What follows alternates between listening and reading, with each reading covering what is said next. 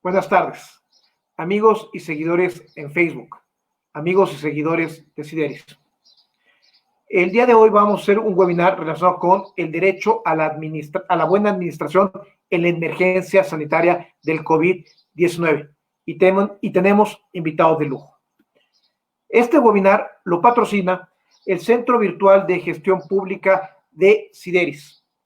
Este webinar forma parte de una serie de conversatorios que hemos estado organizando en materias cotidianas que son de su interés y que pueden ayudarles a resolver problemas con el derecho administrativo, con las autoridades y defender sus derechos humanos desde una perspectiva ciudadana. Los invitamos a seguirnos. Como dije, los temas son de su interés. Comparten y pasen la voz. Los objetivos de este webinar son enunciar y explicar los retos más significativos de la administración pública en la pandemia del COVID-19, comprender el alcance del derecho a la buena administración desde la perspectiva ciudadana, determinar desde el punto de vista de la administración pública las causas del éxito o fracaso en una política pública de combate a la pandemia en el marco del derecho a la buena administración, identificar las áreas de la administración pública y los derechos humanos afectados por la pandemia y sus efectos en el derecho a la buena administración. Las ideas que ustedes van a escuchar, que queremos que queden claras, son derecho a la buena administración, responsabilidades de los servidores públicos en la pandemia, visión del ciudadano frente a la acción administrativa en la pandemia, derecho convencional, derecho internacional en la pandemia y oportunidades de mejora administrativa en la emergencia. La dinámica es 3 rondas. La primera ronda, cada participante expondrá su tema. Después haremos 2 siguientes rondas, de una con preguntas que yo formule y otra para que ellos intercambien puntos de vista con respecto a lo que expongan. Lo que queremos en la primera parte es que se hable del futuro con base en la experiencia del COVID. En la segunda parte, el derecho al buen gobierno desde la visión del ciudadano. Y en la tercera parte, la mejora administrativa desde la visión del servidor. Hoy nos acompañan, como les dije, grandes maestros de la Universidad Nacional Autónoma de México. El maestro Felipe de Jesús Mancilla Margalli es doctorando en Ciencia Política y de la Administración en la Universidad de Salamanca, España. Máster en Acción Política y Participación Ciudadana en el Ilustre Colegio de Abogados de Madrid, España. Abogado por la Universidad Iberoamericana. Ha sido servidor público en el Instituto Nacional Electoral, en el Tribunal Electoral y en el Tribunal de lo Contencioso Administrativo del Distrito Federal y los gobiernos de la Ciudad de México y el Estado de México. Fue secretario ejecutivo del Instituto de Administración Pública en el Estado de México y colaborador de Oxfam, tanto en Reino Unido como en España. Es asociado del INAP, de la Sociedad Mexicana de Estudios Electorales, de la Asociación Latinoamericana de Ciencias Políticas y de la Red Europea de Política Latinoamericana. Cedo la palabra al doctor Mancilla Margalli para que converse sobre las lecciones que se empiezan a desprender de la pandemia para los servidores públicos. Tiene usted la palabra, señor maestro Mancilla Margalli. Gracias. Bienvenido. Muy amable. Muchas gracias al doctor Carlos Matute por la invitación para participar en este webinar y un saludo a mis compañeros panelistas. Creo que todos estamos muy familiarizados con el contexto de la pandemia. El 27 de febrero se registró el primer caso en México del COVID-19 y en este día estamos a poco más de 4 meses de esa fecha. En estos 4 meses las cifras pues, han cambiado radicalmente. Las cifras de apenas el día de ayer nos hablaban de que México ya superó a España en el número de fallecidos con motivo del COVID-19. Ahora ya contamos con 28,510 fallecidos. Somos el 6º país del mundo con mayor mortalidad y ayer se sumaron 741 defunciones más. Esto nos habla de una situación crítica, todavía estamos en un punto crítico de la pandemia, pero creo que ya podemos en este momento empezar a vislumbrar lo que son algunas lecciones de la misma.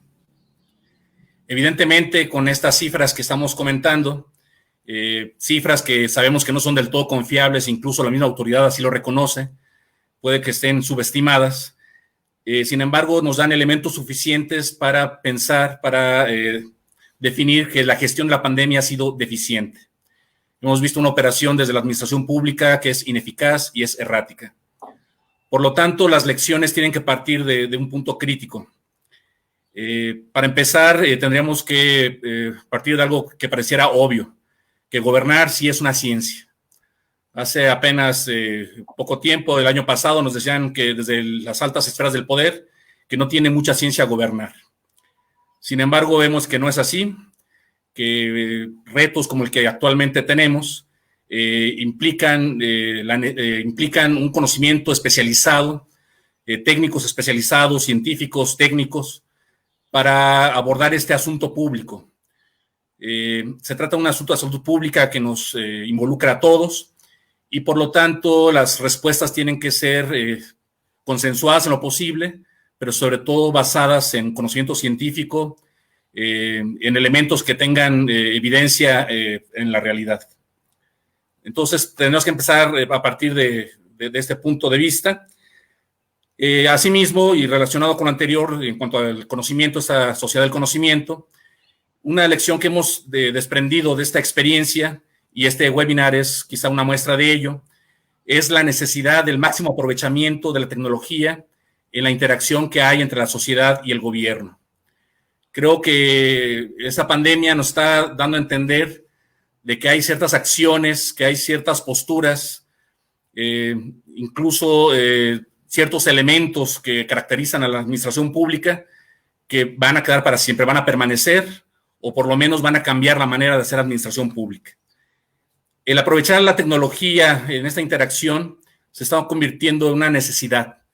Ya veníamos teniendo nuevas generaciones que se familiarizaban cada día más con el uso de las tecnologías y sin embargo esta situación nos ha obligado a partir de la cuarentena, a partir de habernos encerrado en nuestros hogares, de que se ha restringido la movilidad, pues a utilizar más estos instrumentos tecnológicos, que tienen muchas ventajas en la administración pública.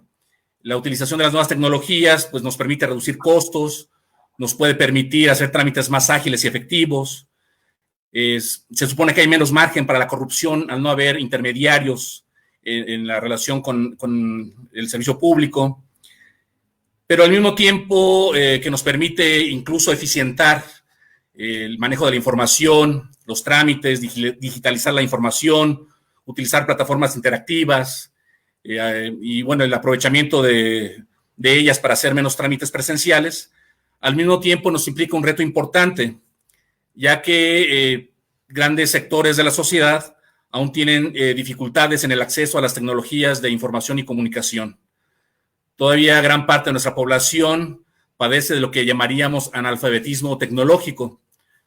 Por lo tanto, tendría que ser como política pública el permitir que estas tecnologías sean los más amigables, de tal manera que mayor cantidad de personas pudieran acceder a ella. Pero decíamos, esto llegó para quedarse. Seguramente en las oficinas públicas veremos cada vez menos personas haciendo trámites y utilizando estas nuevas tecnologías para hacerlas, con todas las ventajas que ello tiene y con los retos que implica. Otras lecciones que se desprenden, y hay casi consenso en ello, es la importancia de una buena comunicación social, de esta comunicación que debe haber entre el servicio público y los ciudadanos. Hay una crítica permanente ya sobre la política errática de la comunicación social. Una buena comunicación desde la administración pública está muy relacionada con la legitimidad de los gobernantes, con la confianza que le pueden tener los ciudadanos, con el liderazgo a partir de una confianza porque nos están hablando con la verdad. Pero cuando tenemos sospecha de las cifras oficiales, incluso, insisto, desde el interior del gobierno, cuando no encontramos congruencia entre el mensaje público y la actuación de los servidores públicos, cuando no encontramos transparencia en la metodología para sustentar las cifras que nos comunican, incluso la misma representatividad se pone en juego. Hay datos muy contundentes. Al inicio de mi exposición yo comentaba que desde el 6 de mayo estamos ya, se nos hablaba de que íbamos a estar ya en el pico pandémico, y sin embargo en las últimas conferencias de prensa se nos insiste que permanecemos en este pico pandémico. Tantas semanas en esta situación lo que genera pues, es mucha desconfianza, insisto, en las cifras y poca credibilidad en el mensaje gubernamental. Decíamos que apenas el día de ayer se hablaban ya de 28,500 fallecidos, cifra que ponemos en duda, sabemos que son muchos más. Sin embargo, al inicio de la pandemia se aseguraba que los fallecidos no pasarían de 5,300. Nuevamente cifras que se desbordan, lo que da a entender como que el gobierno no tiene control suficiente ni de la comunicación ni de la gestión de la misma pandemia. Esto genera incertidumbre sobre el futuro inmediato y incluso aspectos quizá tan elementales como el uso del cubrebocas. Resulta que en un principio nos descalifican el uso de él y actualmente se sugiere su utilización. Estas contradicciones generan desconfianza. Perfecto, maestro. Tengo la palabra a nuestro segundo invitado. Dejen presentarlo. Nuestro segundo invitado es una referencia en el derecho administrativo mexicano. Es el doctor Miguel Alejandro López Olvera. Él es investigador titular B definitivo de tiempo completo en el Instituto de Investigaciones Jurídicas de la UNAM. Es investigador nacional nivel 2 de CONACYT. Ha dictado conferencias y cursos en diferentes instituciones de nuestro país, en Argentina, en Brasil, en Colombia, en Cuba, en Ecuador, en El Salvador y en España. Es autor de más de 100 artículos sobre temas de derecho publicados en libros y revistas especializados. Es autor de 9 libros y coautor de 6 libros y coordinador de 18 libros. Tengo el gusto que nos acompañe el doctor López Olvera. Cedo la palabra para que nos exponga sobre la buena administración, derechos y deberes de las personas en la emergencia. Buenas tardes, bienvenido, doctor. Buenas tardes a todo el auditorio. Muchísimas gracias, doctor Carlos Matute, por la gentil presentación. Y también muchas gracias a Sideris, Consultoría Legal, por la amable invitación para hablar sobre un tema tan importante y novedoso en el contexto de la pandemia por la COVID-19. Comienzo mi exposición destacando los datos dados a conocer el día de ayer, 1 de julio de 2020, por las autoridades de salud: 231,770 contagiados y 28,510 fallecidos. Obviamente, sin entrar a las discusiones sobre si los números son más elevados. Con lo cual, estas cifras nos colocan como el 10º país en el mundo con el mayor número de contagiados y muertes por el COVID-19. Estos datos son muy relevantes para introducirnos en el tema de este webinar, que es el derecho humano a la buena administración. Ya que si bien la buena administración comparte algunas garantías con otros derechos humanos, como el derecho humano al debido proceso administrativo o el derecho a la verdad, la buena administración se distingue por contemplar en su amplio contenido también con una arista o apartado de deberes para las personas. Este es el punto más interesante del contenido de este derecho a la buena administración. Eso es lo que más interesa en este nuevo derecho humano, ya reconocido, por cierto, expresamente en nuestro sistema jurídico. Pues bien, desde que se reconoció formalmente a la COVID-19 como una enfermedad grave de atención prioritaria por parte del Consejo de Salubridad General, las autoridades han venido dándonos algunos mensajes que tienen que ver en mucho con el cumplimiento de los deberes de las personas, tanto frente a la administración como frente a la propia comunidad. El 24 de marzo, el secretario de Salud, recordamos, expidió un acuerdo administrativo por medio del cual señala que el acuerdo es de cumplimiento obligatorio para las autoridades del Sistema Nacional de Salud. También se señaló la denominada Jornada Nacional de Sana Distancia. Y entre las medidas preventivas a poner en práctica por parte de los sectores público, privado y social está el lavado frecuente de manos, estornudar o toser cubriendo boca y nariz con un pañuelo desechable o con el antebrazo, saludar aplicando las recomendaciones de sana distancia evitar saludar de beso, de mano o abrazo. También debo destacar el acuerdo de 31 de marzo de 2020, también del secretario de Salud, donde se exhorta a toda la población a cumplir con el llamado resguardo domiciliario corresponsable, que se define como la limitación voluntaria de la movilidad permaneciendo en el domicilio particular o sitio distinto al espacio público el mayor tiempo posible. Según el documento denominado Carta Iberoamericana de los Derechos y Deberes del Ciudadano en relación con la administración pública, las personas en sus relaciones con las administraciones públicas tienen correlativamente con sus derechos sendos deberes y obligaciones, que son los de lealtad, buena fe, veracidad, responsabilidad, respeto y decoro y colaboración. En ese sentido, también citamos el acuerdo administrativo del secretario de Salud, publicado en el Diario Oficial el 14 de mayo de 2020, por medio del cual se estableció el denominado semáforo epidemiológico. El semáforo, comenta José Ramón Cosío, es uno de los ejemplos más utilizados en los estudios semióticos.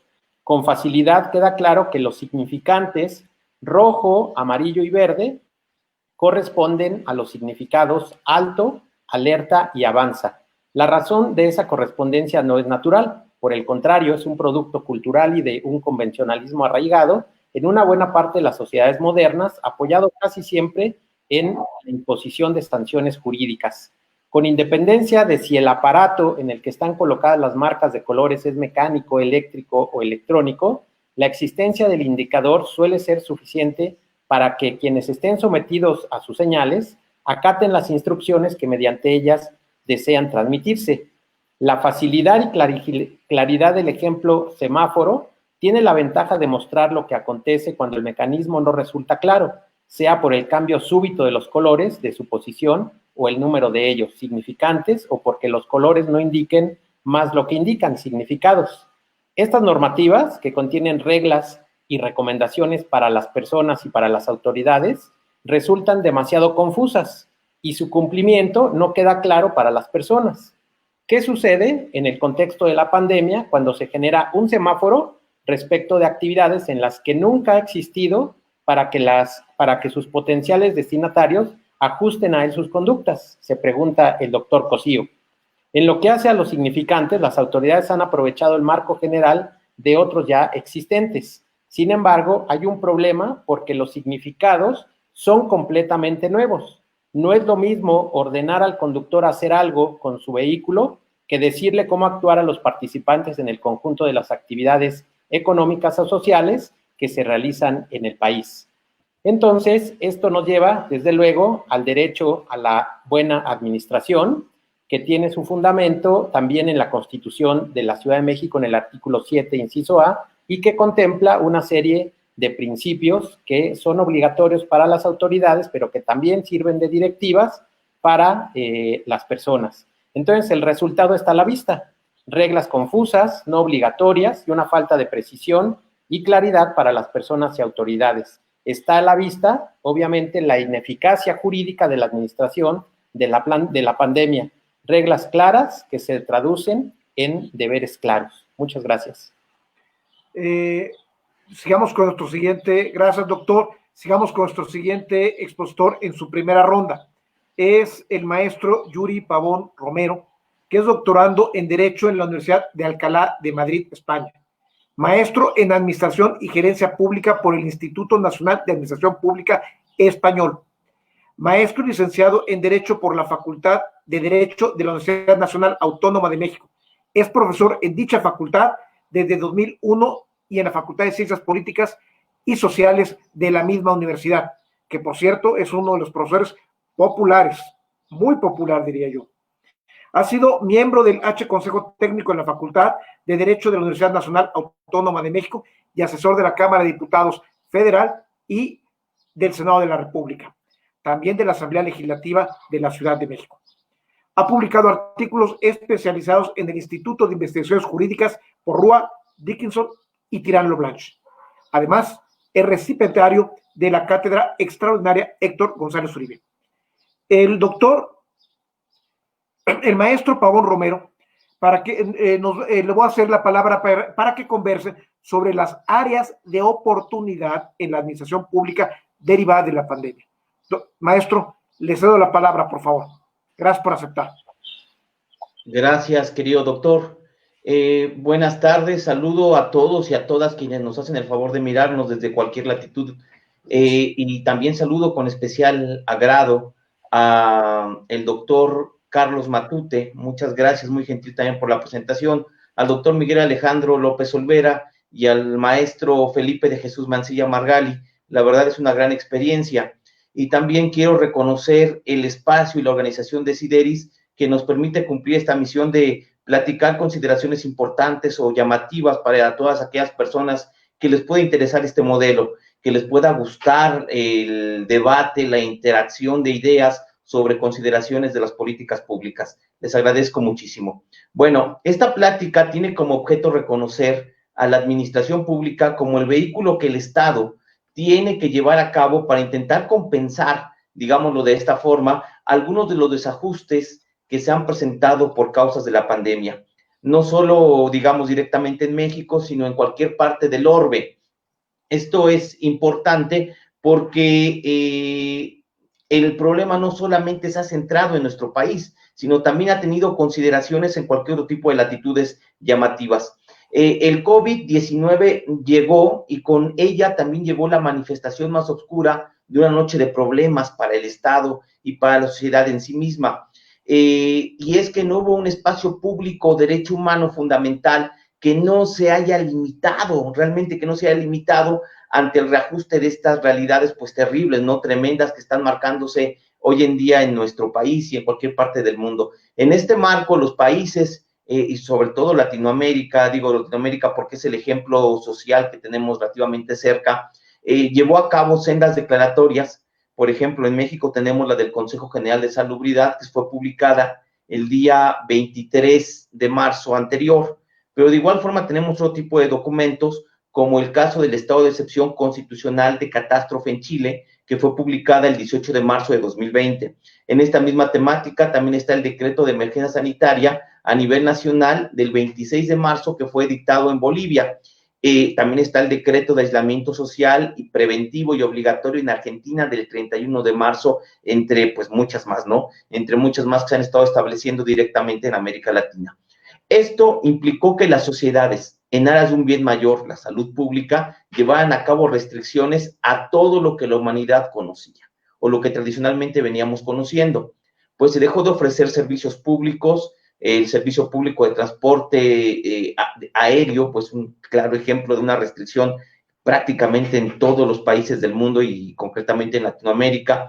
Los servicios financieros, por ejemplo, también es otra expresión que se transformó porque dejaron de operar con regularidad, se limitó el horario, se limitaron los tiempos y ha cambiado la vida de muchas personas que quieren asistir a una institución bancaria. La educación pública, o sea, aquí no puede decir en este momento que la educación pública no sufrió cambios, tanto la pública como la privada. La educación superior, desde luego, también lo sufrió de una forma importante, dando pie a medidas pues prácticamente improvisadas, porque ninguna estructura educativa en el país estaba al 100 capacitada para llevar a cabo educación directamente en línea, es decir, me refiero directamente a los temas presenciales, a las consideraciones en línea.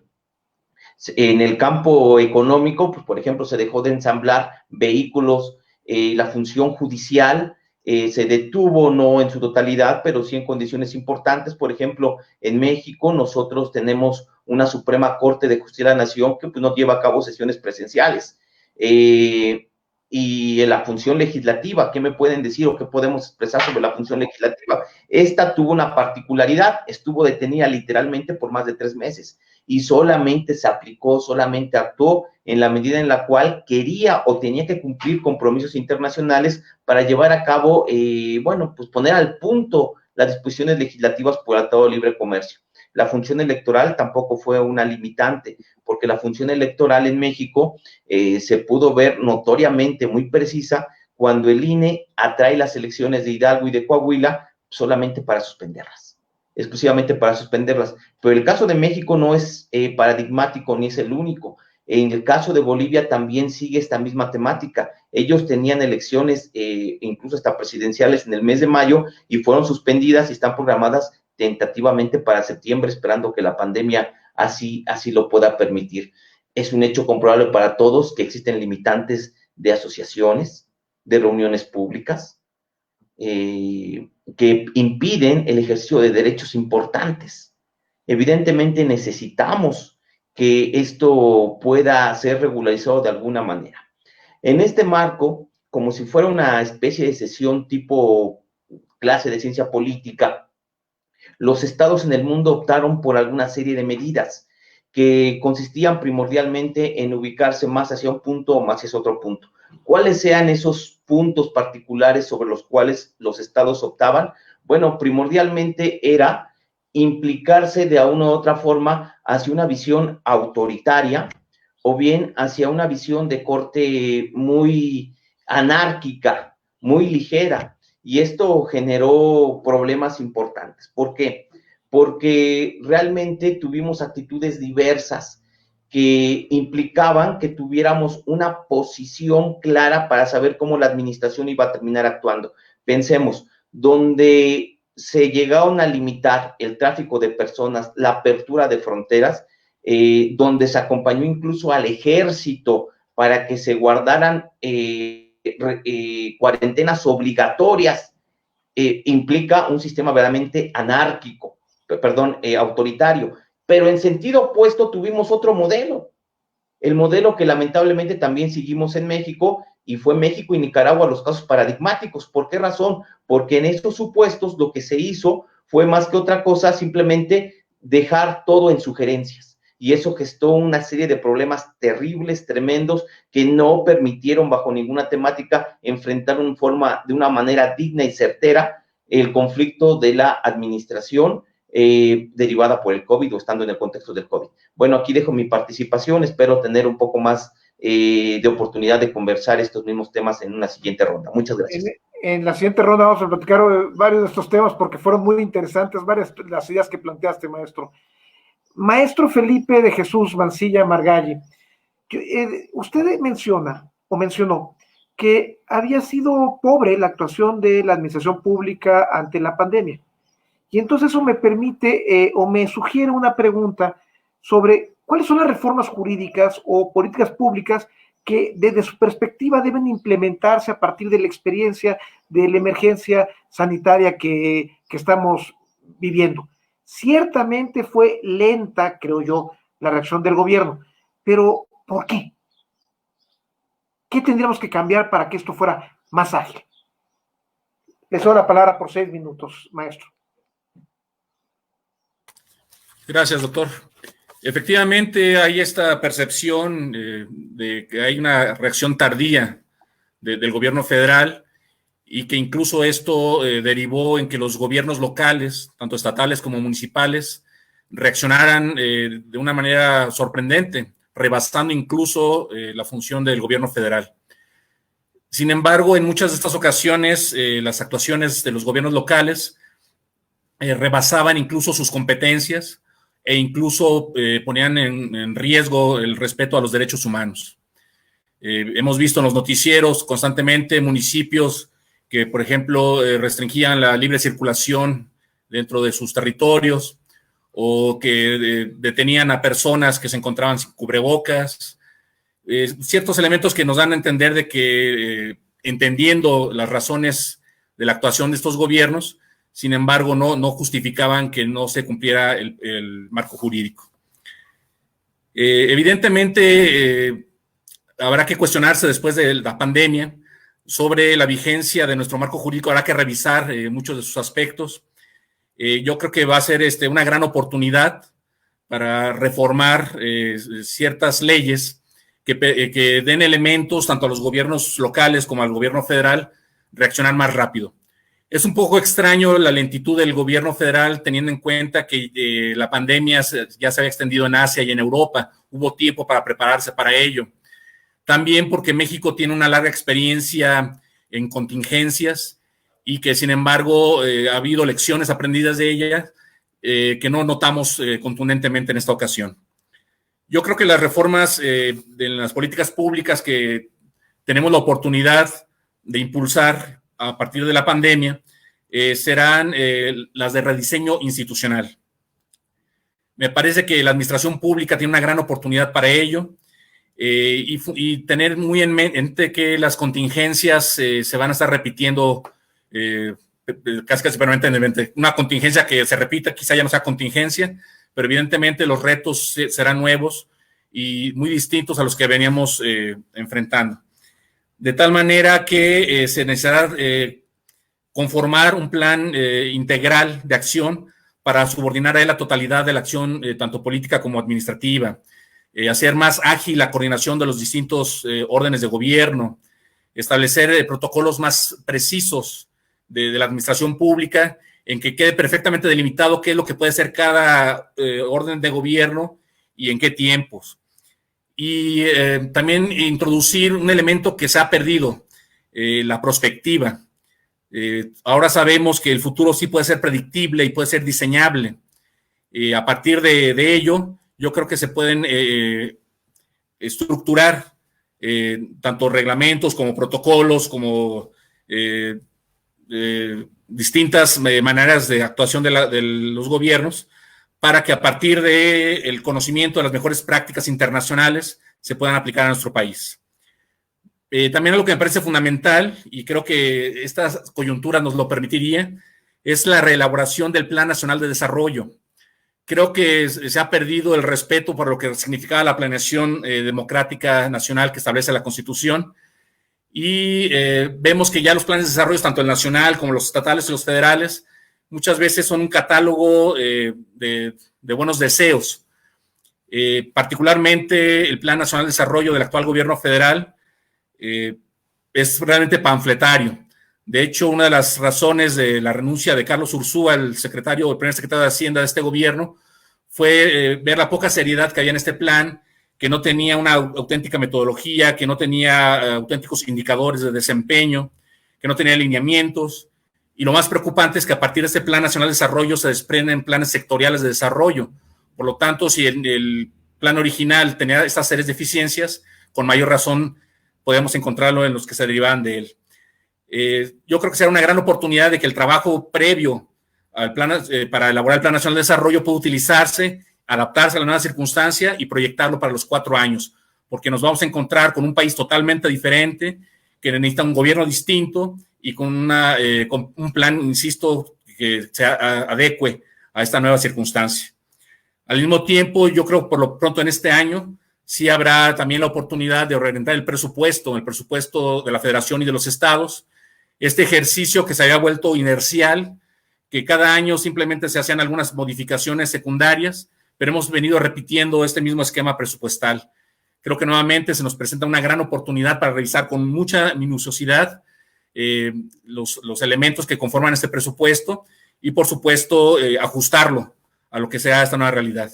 Y bueno, mis compañeros abundarán más en el aspecto jurídico, pero evidentemente tendrán que enfocarse en estos primeros meses a tratar de reactivar la economía del país a través de una reforma fiscal que es necesaria y todo lo que sea indispensable para fomentar a la empresa.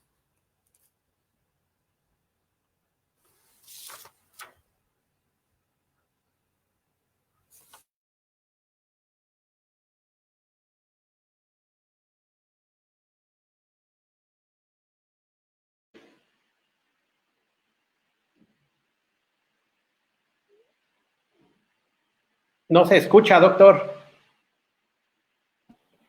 Discúlpeme, me llamó mucho la atención lo que usted comentaba, maestro Felipe Ancilla, sobre los cambios, sobre todo la del presupuesto, con la cuestión de que hay una norma que no pasó en la Cámara para dotarle de mayores facultades al presidente para distribuir el presupuesto. Pero en la próxima intervención, la tercera ronda, abundaré sobre el tema.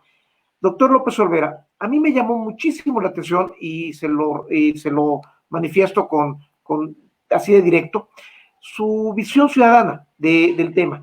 Pero no solamente la visión ciudadana, sino el aspecto que usted le da de no solamente los derechos a reclamar, sino los deberes del ciudadano frente a la pandemia. Y eso me lleva a hacerle una pregunta sobre algo que usted ya mencionó. ¿Qué es eso del derecho convencional? ¿Y cómo se aplica en México? ¿Y en qué medida se puede aplicar en esta pandemia? porque para el común corriente de las personas, poco pueden saber de los derechos humanos, de la buena administración que existe en el mundo. Si nos puede abundar sobre el tema, tiene usted 6 minutos. Claro que sí, muchísimas gracias.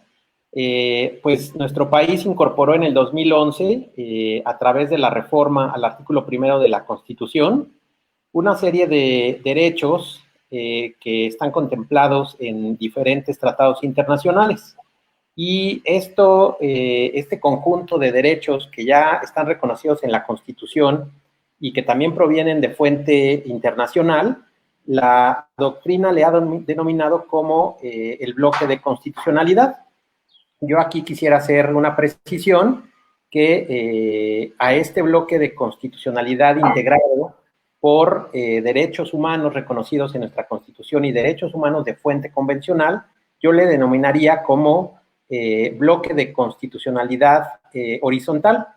Y también recordemos que el derecho a la buena administración se encuentra reconocido expresamente en la Constitución de la Ciudad de México, como lo hemos mencionado en mi intervención anterior, y creo que de esa forma se puede aplicar la buena administración, el derecho a la buena administración en otras entidades federativas y también a nivel federal, en un concepto que yo le denomino como el bloque de constitucionalidad vertical, es decir, aplicar derechos humanos que están reconocidos en fuentes de carácter local, pero que los podemos anclar y los podemos coordinar o aplicar con el artículo 1 de la Constitución. Y entonces, aquí hay una serie de situaciones y de reglas que vienen tanto del derecho local como del derecho internacional. Por ejemplo, siguiendo con esta idea de los deberes del ciudadano de cumplir con las leyes y con las normas frente a la comunidad, también tenemos el artículo 32 de la Convención Americana de Derechos Humanos, que establece que toda persona tiene deberes para con la familia, la comunidad y la humanidad, y que los derechos de cada persona están limitados por los derechos de los demás, por la seguridad de todos y por las justas exigencias del bien común en una sociedad democrática, ¿no? Además de que este deber de cumplimiento de deberes frente a la comunidad de las personas también estaría contemplado en el preámbulo del Pacto Internacional de Derechos Civiles y Políticos, ya que este documento menciona que los individuos, por tener deberes respecto de otros individuos y de la comunidad a que pertenece, tiene la obligación de esforzarse por la consecución y la observancia de los derechos reconocidos por el pacto. Y también el artículo 5.1 de este instrumento dispone que ninguna disposición del pacto podrá ser interpretada en el sentido de conceder derecho alguno a un Estado, grupo o individuo para emprender actividades o realizar actos encaminados a la destrucción de cualquiera de los derechos y libertades reconocidos en el pacto o a su limitación en mayor medida que la prevista en él. Entonces tenemos aquí un trinomio muy importante que va primero de responsabilidades de los servidores públicos, derechos para las personas y deberes de las personas, lo cual nos da como resultado el derecho a la buena administración, que se traduciría en la tutela y en el respeto de los demás derechos, como la libertad personal, la salud y la vida, entre otros que son independientes. Y esto, desde luego, nos llevaría a otro estadio superior en la tutela de los derechos humanos, que sería el respeto a la dignidad del ser humano. Pero con el contexto actual de la pandemia, pues vemos que no existen reglas claras, y el caso más dramático, pues lo tenemos en el del joven Giovanni López, en el estado de Jalisco, en el que fue detenido por policías, precisamente por esa confusión entre las diferentes reglas que ha dictado la administración pública y los deberes que en su caso tendríamos los particulares. No queda muy claro si estamos en presencia de una regla obligatoria, pero tampoco queda claro si las autoridades administrativas deben llevar a cabo estos procedimientos de sanciones administrativas, ¿no? Este caso, pues, es muy paradigmático. Y cabe destacar que, pues, en el país, hasta la fecha, se han expedido miles de acuerdos, decretos y declaraciones que nos da como resultado una falta de coordinación entre las autoridades administrativas. Cuando la autoridad federal dicta una regla de resguardo domiciliario que no es obligatoria y otra autoridad dicta una regla obligando a las personas a quedarse en su casa y en el caso del joven Giovanni López a portar un cubrebocas, no queda claro a quién le corresponde vigilar el cumplimiento de esas normas, si a la policía o a las autoridades administrativas por medio de una verificación administrativa. Entonces, el deber de cumplir con las normas, el deber de cuidado de las personas frente a la comunidad, pues tiene su correlativo en el dictado de reglas claras por parte de las autoridades legislativas y en este caso por parte de las autoridades administrativas. Terminaría diciendo en esta ronda que la buena administración como noción jurídico-administrativa conecta directamente con y resume los valores con los que se ha querido dotar en las últimas décadas al sistema administrativo público y las exigencias de ordenación jurídica de ese sistema y su funcionamiento, buscando rectamente la plena realización de los intereses generales, teniendo además como premisa la revaluación de la posición del ciudadano o administrado frente a la administración pública, en la cual pasa ahora a tenerse como el corazón de la relación jurídico-administrativa, o lo que es lo mismo, a considerarse su centralidad en la vida administrativa pública. Muchas gracias. Doctor López Olvera, a mí me llama mucho la atención dos cosas de lo que usted dijo y ojalá lo podamos abordar en el siguiente bloque. La cuestión de la responsabilidad que puede llegar a tener el servidor público y el Estado ante las acciones que ha tomado en la pandemia y la segunda, la confusión en la que puede vivir el ciudadano en un federalismo donde hay 2 o 3 autoridades que regulan su vida, como los aspectos relacionados con la sanidad, la parte de la emergencia sanitaria. Y aquí hay concurrencia de los 3 niveles de gobierno. Ese será un tema interesante para la tercera ronda. Doctor Yuri Pavón, maestro Yuri Pavón Romero, discúlpeme haberle ya otorgado el grado de esta manera, pero yo creo que seguramente lo voy a obtener rápidamente.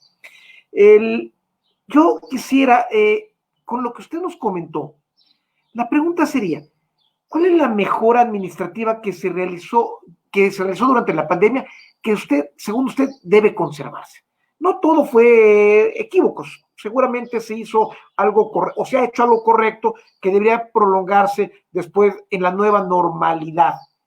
Y una pregunta, ¿qué área de oportunidad encuentra usted para la actuación de este Consejo de Salubridad General que la inmensa mayoría de los ciudadanos se enteraron que existía en marzo de este año? ¿Tiene alguna funcionalidad en la época de normalidad? Deseo la palabra por 6 minutos, maestro. Gracias, doctor. Y sobre todo, poniendo los puntos precisos, los puntos agudos de la discusión, me parecen interesantes. Yo, respecto a la primera pregunta, si hay algo que pudiera llegar a ser rescatable, yo diría que todo puede ser matizable, desde luego, pero no podría decir de una manera absoluta o determinante que nuestra administración haya llevado a cabo una gestión adecuada, propia, precisa para enfrentar este punto. Hace un rato el doctor López Olvera expresaba algo muy simple, como fue lo que al parecer nos quieren vender a la opinión pública, la postura de la muerte de este joven, que no se sabía si es producto de que trae el cubreboca, si una autoridad de seguridad pública estaba encargada de ejecutar esa postura, o tenía que ser autoridades netamente administrativas a través de un proceso de verificación. Eso habla de una discoordinación absoluta y realmente es el punto más perverso que puede existir. Yo lo que medianamente puedo vislumbrar o lo que puedo hacer es, en mi parte anterior, en la exposición anterior, era comentar directamente sobre la estructuración de que existíamos un régimen de un Estado, digamos, pues si no anárquico, pues sí ausente, un Estado que prácticamente no hace nada para combatir la pandemia. Teníamos el otro contexto que era un Estado eminentemente autoritario, agresivo, que ahorcaba. Usualmente las posturas tan alejadas siempre son dañinas. Y el derecho provee una solución importante, que es el justo medio. Ese sería el Estado de Derecho. y el Estado de Derecho tendría que ser entendido no como tradicionalmente lo vemos en una clase en la facultad de Derecho, en cualquier facultad del mundo, sino tendría que ser, bueno, en la Facultad de Derecho se estudian los estados de derecho como un conjunto de sistema normativo perfectamente válido y perteneciente al orden, es decir, que sea un sistema completo, pleno, emitido por órganos legislativos autorizados bajo un proceso también autorizado en la propia Constitución. Pero en contextos administrativos tendríamos que decir que es la parte donde se ceden competencias y obligaciones a las instituciones, pero también tendríamos que mencionar que es aquellas secciones donde se ajusta división del trabajo de las instituciones y obligaciones de los particulares y otro proceso que es el convivencional, es decir, donde ya interactúa la sociedad con la institucionalidad, tanto privadas como públicas. Entonces, todo ese engranaje tendría que permitir un cierto orden y es donde tendría que buscar la administración hoy en día esa correcta aplicabilidad. Hasta el momento, desde mi perspectiva como estudioso, como maestro, como profesor, puedo decir que realmente se ha gestado un desastre, y un desastre terrible que solamente lo están pagando las personas que no tienen capacidad de acceder rápidamente a un médico. Ese es el primer punto. Con respecto al segundo punto, que sería el Consejo General de Salubridad, bueno, el Consejo General de Salubridad tiene muy buenas áreas de oportunidad y podrían recaer mejoras legislativas y administrativas eficientes. Primero, voy a poner claro dos puntos que a mí me interesan muchísimo. Por el Consejo General de Salubridad es determinante para la salud del Estado, para la salud de las personas. Tal pareciera que el Consejo General de Salubridad está inmiscuido en un grado inferior a la Secretaría de Salud. Y si eso es cierto, se estaría transgrediendo lo que dice la fracción 16ª del artículo 73 de la Constitución, porque dice que no tendrá que depender de nadie, no tendría que depender mucho menos de una Secretaría de Estado. Tiene un carácter de autonomía derivada de la Constitución. No quiero decir que merezca el carácter de organismo autónomo constitucional, todavía no lo he dicho ni para nada, pero sí tiene un carácter de organismo con autonomía derivada de la Constitución, y se le tendría que dar ese carácter. Se le tendría que dar también facultades ejecutivas, para que no tenga que depender de otras instituciones para que sus resoluciones sean válidas, sean ciertas y eficientes. Y otro elemento que considero que puede ser verdaderamente valioso para el Consejo de Salubridad es que, por favor, si se le va a considerar en un carácter autónomo, que se le dé también una partida presupuestaria. Es sorprendente ver que se encargue de temas tan finos, tan delicados para el país en este instante y que no tenga una partida presupuestal, ni tampoco que en el presupuesto de egresos se marque una unidad que se encargue de su gasto. Entonces esos cambios pueden ser importantes y los ciudadanos tienen que también estar bien informados y tienen que acercarse para saber en qué consiste este consejo, que creo que siempre va a ser importante porque los principales vigilantes, los sistemas de rendición de cuentas empiezan a través del ciudadano cuando éste estudia y se informa de lo que tiene que hacer para con el Estado. Doctor, muchas gracias, le agradezco. Ay. Gracias, maestro Pavón Romero. Yo en la siguiente tercera ronda voy a, con lo que ustedes platicaron, conversaron con nuestro público, voy a hacer 3 latigazos, intentando que ustedes integren un poco la plática. El primer latigazo es para el maestro Felipe Jesús Mancilla Margali, y de su exposición me viene una cuestión a la mente. ¿Es correcto que algunos gobiernos estatales hayan empleado el concepto de toque de queda para manejar la emergencia sanitaria? Eso me llama mucho la atención. ¿Qué opina usted, maestro Mancilla Margali? Efectivamente, doctor, coincido con usted que es una aberración jurídica. Nuevamente en este contexto de un gobierno federal que se paraliza y una sociedad que exige de sus autoridades más inmediatas, en este caso de los ayuntamientos, acciones muy concretas para evitar que se extienda la pandemia. No solamente es el toque de queda, también las restricciones a la movilidad, a la libertad de tránsito, a la libertad de reunión, a la libertad de comercio. Son medidas que, insisto, entendemos como ciudadanos en un contexto de pandemia, y ante el peligro que esto implica. pero esto no quiere decir que tengan que ejercerse estas funciones al margen de la ley. En todo caso, y también relacionado con lo que me había preguntado anteriormente acerca de esta iniciativa para que el presidente de la República tuviese facultades extraordinarias para manejar el presupuesto, para definirlo, para rediseñarlo. Bueno, para eso tenemos la misma Constitución, que es producto de un proceso democrático. Nos establece en el artículo 29 la suspensión de derechos y al mismo tiempo establece las facultades extraordinarias al presidente para legislar. Ya hay antecedentes al respecto. Manuel Ávila Camacho, siendo presidente de la República, le toca vivir la Segunda Guerra Mundial, México entrando a la Segunda Guerra Mundial, y ejerce estas facultades extraordinarias.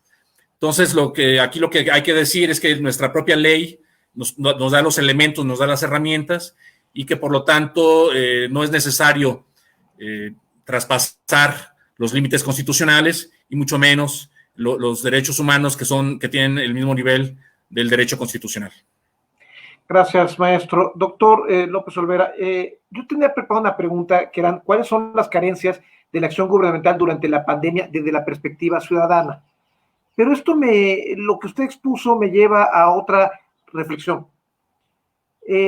La acción equívoca o las malas proyecciones del gobierno respecto, por ejemplo, a los fallecidos, de 5,000 a 28,000, son fuente de responsabilidad.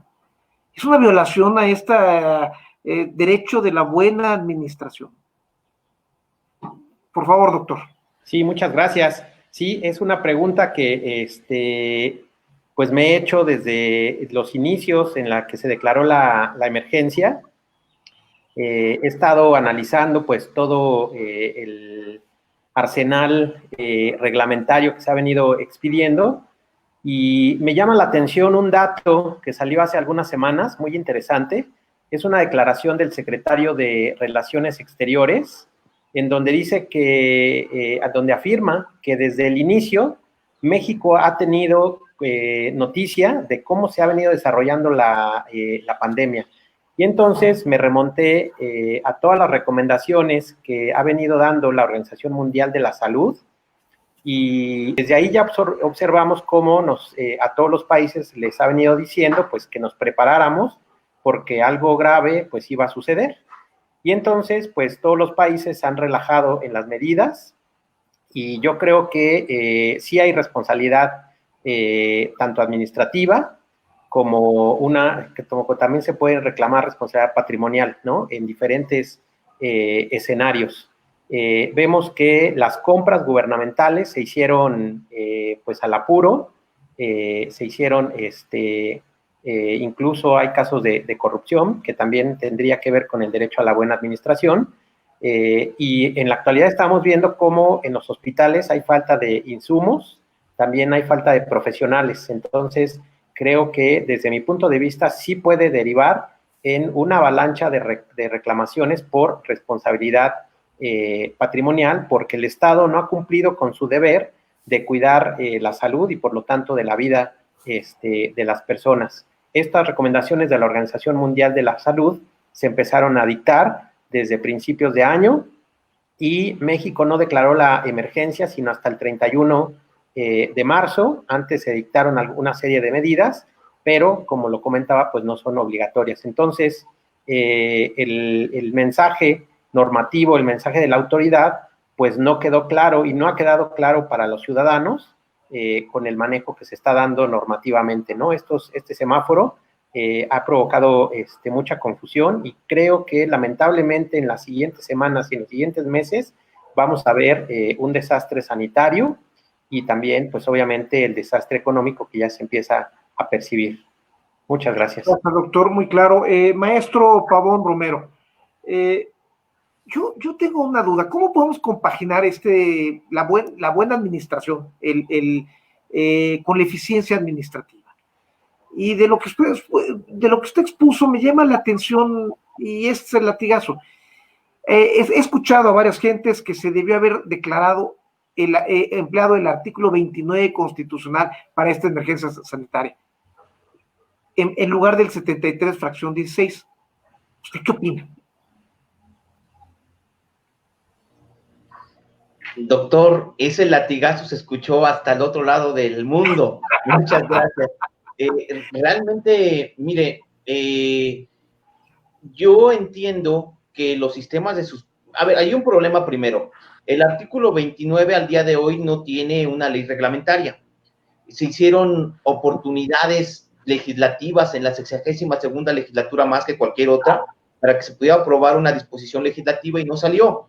Y uno de los grandes problemas de no tener una ley reglamentaria implica que se le están dando poderes de corte prácticamente ilimitados si aplicamos solamente y directamente a la Constitución. Afortunadamente también la misma Constitución tiene un sistema de autocontrol que implica que cualquier consideración que emitiese el Poder Ejecutivo tendría que ser revisada por la Suprema Corte. Pero de primera instancia, se supone que las disposiciones del Ejecutivo tienen que ser eficaces y eficientes, ejecutivas. Entonces, mientras se geste ese tiempo, pues pueden darse alguna serie de daños hacia los ciudadanos y lastimaríamos lo que precisamente el doctor López Olvera mencionaba, que es el derecho a la buena administración, porque de momento hay daño, ¿no? Eso es lo primero, y para poder llegar a aplicar antes el 29, tendríamos que aplicar primeramente el 73 fracción 16, porque de lo contrario entonces estaríamos saltándonos un vínculo especializado que es directamente de la salud pública.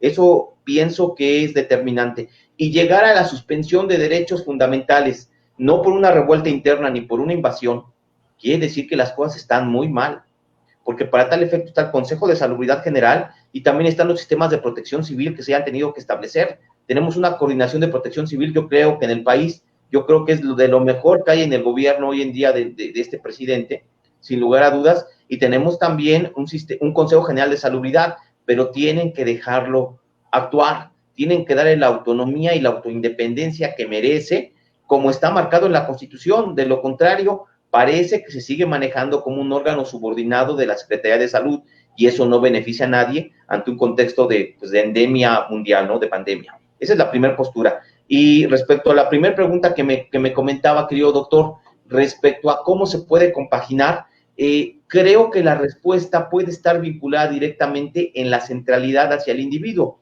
Esto lo platica por lo general toda la teoría del derecho a la buena administración, y yo creo que en la medida en la cual se esté dando esa centralidad de vida, vamos a poder tener una administración más responsable, porque sería más difícil que se pudiera demandar responsabilidad del Estado por indemnizaciones. Es decir, que yo quisiera un tipo de indemnización particular, porque supone que se estarían poniendo todos los puntos sobre la sí directamente sobre el ciudadano, sobre la persona, sobre el carácter garantista de un ser humano. Eso es la consideración primaria, original. Espero que medianamente en este lapso haya podido medio responder estas consideraciones. Respondió perfectamente, maestro, y creo que con el tiempo que nos dimos fueron muy claros los tres en sus respuestas, y espero que así lo sienta nuestro público y seguidores. Paso a la siguiente etapa de formular las preguntas de nuestros seguidores. El licenciado Antonio Tiro Sánchez nos pregunta que la presente administración, ¿qué puede cambiar en breve en políticas públicas para evitar que se evidencien las contradicciones en sus acciones?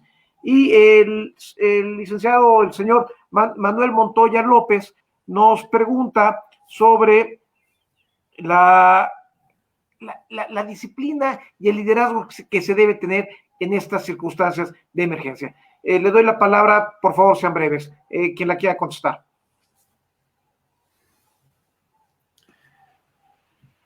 Doctor López Olvera. Sí, yo creo que lo que no se ha mencionado tampoco es el mecanismo que contempla la Ley General de Protección Civil. Entonces, en la Ley General de Protección Civil también se establece la posibilidad de la declaración de emergencia. Entonces, con esto tendríamos 3 mecanismos regulados en nuestro sistema jurídico para hacer frente a este tipo de fenómenos. Entonces, yo creo que un área de oportunidad sería modificar el artículo 29 y precisar muy bien cuándo se va a hacer una suspensión de derechos y de garantías, en qué tipo de situaciones. La Ley General de Protección Civil creo que trae hay una serie de supuestos que nos podrían permitir pues ajustar los mecanismos. México es un país que sufre muchas emergencias a lo largo del año, por nevadas, por sismos, por granizos, por sequías, ahora sanitarias. Entonces creo que hace falta ajustar estos mecanismos y darle los instrumentos necesarios al presidente de la República, porque la Ley General de Protección Civil también les otorga facultades a los gobernadores de los estados para declarar las emergencias. Entonces hay una gran confusión entre todas las autoridades. En el municipio de Orizaba, el presidente municipal dictó una declaratoria de emergencia. Entonces no solamente tenemos acuerdos, decretos, sino también tenemos declaratorias de emergencias de gobiernos locales, porque no hay una debida coordinación. Entonces creo que estas leyes generales lo que vinieron a establecer fue una gran confusión y una multiplicación de poderes para hacer frente a estas situaciones de emergencia. Y creo que no se vale tampoco pasarle la responsabilidad a los ciudadanos de una responsabilidad que tiene la autoridad administrativa, porque lo que está haciendo la autoridad administrativa en este momento es decirnos: ustedes, ciudadanos, sean responsables y ustedes cuídense como puedan, ¿no? Y de ustedes depende su salud y de ustedes depende su propia vida. Entonces creo que eso no se vale y creo que sí deberían de ser muy precisos los mecanismos. Doctor, maestro Felipe Jesús, ¿usted pidió la palabra? Pues nada más agregar que el derecho a la buena administración lo hemos considerado ya un derecho humano. Como comentaba el doctor López Olvera, ya está incluso en la Constitución de la Ciudad de México, además de ciertos compromisos del Estado mexicano al respecto. Pero hablar de que los derechos humanos por su propia naturaleza son interdependientes, lo que significa que todos están interrelacionados y todas las autoridades están obligadas precisamente a su respeto, cumplimiento. Entonces, como una acción inmediata, pues sería presente eso, ¿no? Que cualquier tipo de autoridad se comprometiera al respeto de estos derechos humanos. Maestro Pavón Romero, le guardo la última pregunta de Dafne Medina para usted. Sencilla. La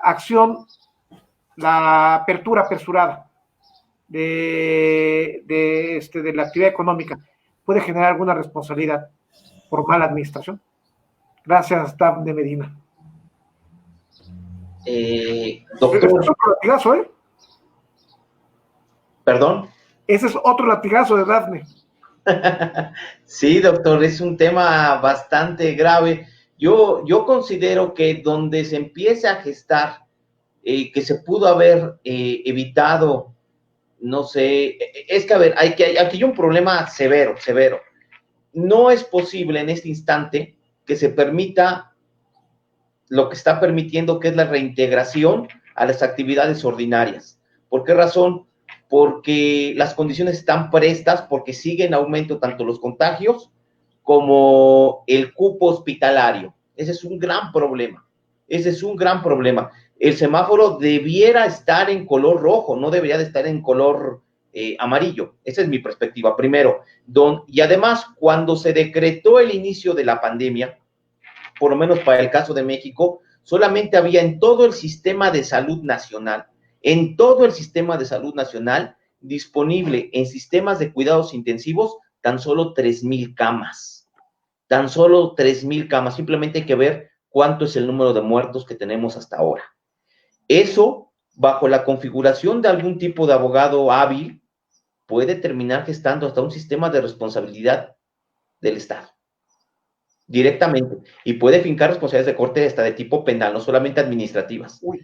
Eso sería el tema que yo más o menos podría vislumbrar. Es una pregunta muy compleja y tiene que consideraciones, bueno, más graves, a más detalle. Muchas gracias. Yo les agradezco mucho. Creo que afortunadamente dejamos más dudas que respuestas para que nuestros amigos y seguidores reflexionen sobre el tema. Y nada más me falta despedir y agradecerles a nombre del Centro Virtual de Gestión Pública, patrocinado por Sideris, su intervención en este webinar.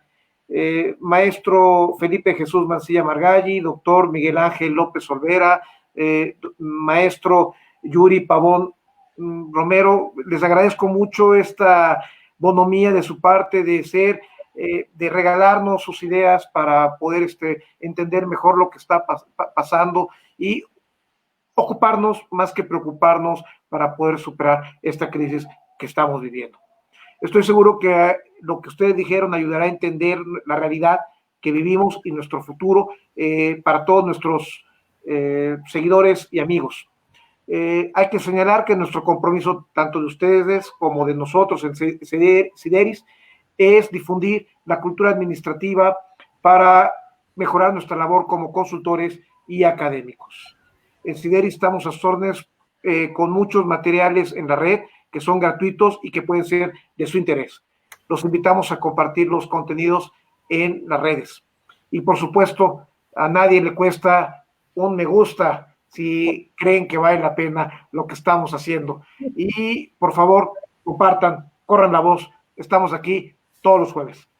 Los invitamos al próximo webinar del Centro Virtual de Gestión Pública el próximo jueves 9, donde nos vamos a poner políticos y vamos a hablar del discurso y la realidad. Buenas tardes. Buenas tardes. Gracias a todos, muy amable. Gracias a todos los que nos siguieron. Gracias, señores. Gracias.